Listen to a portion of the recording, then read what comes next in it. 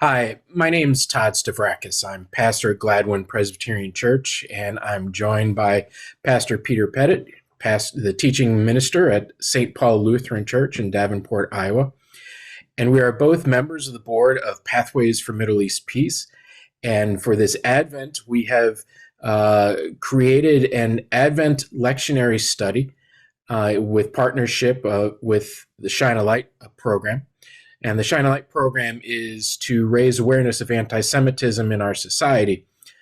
And so we've endeavored to create four sections, four videos that will describe some of the challenges that we face in our Advent readings to steer clear of any misconceptions of anti-Semitism or anti-Jewish interpretations.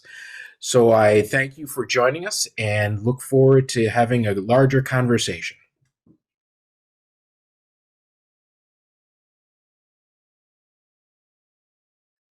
As we continue our Advent journey, we turn to the fourth Sunday of Advent, and we encounter really two wonderful stories. We encounter the story of David wanting to build a new house for God, and then God saying, "No, I shall build you a house." And then we have a partnering story of God appearing to Mary through the angel and proclaiming a child will be born. Just two delightful stories. But also two significant statements of signs of the covenant that God is continually reforming, reshaping, reoffering to the people of Israel as well as to all of creation. David gone through so much through God's help and decides that he wants to build a house so that God can live in a glorious place. And yet God's answer is, no. This has already been my work, but let me reaffirm my commitment to you and to the people of Israel, that there will always be a servant of David guiding. Just a wonderful kind of continuation of all the covenants that God has created, and now it becomes real to David and the people of Israel in this day, in his day. Yeah. Just a fantastic story.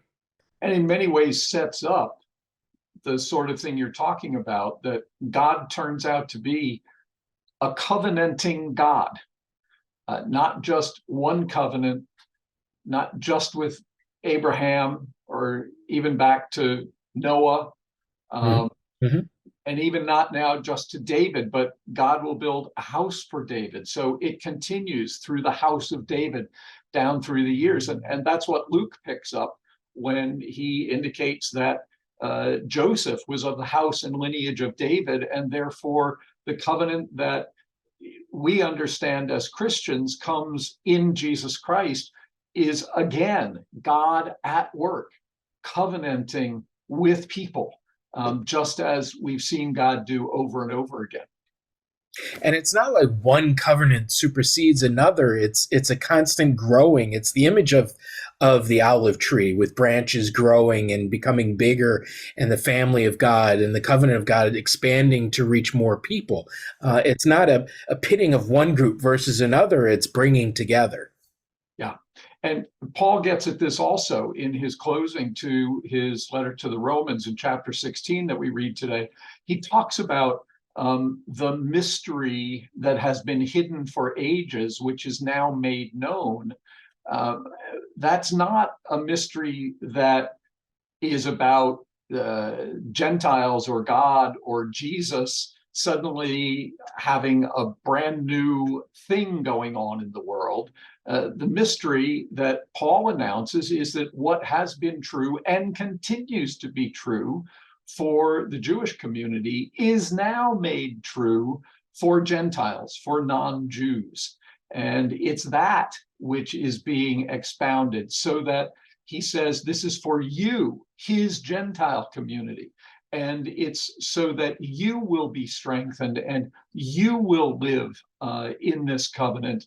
You who previously had not been understood to be a part of it and now can be. As you say, Todd, an expansion, not a replacement.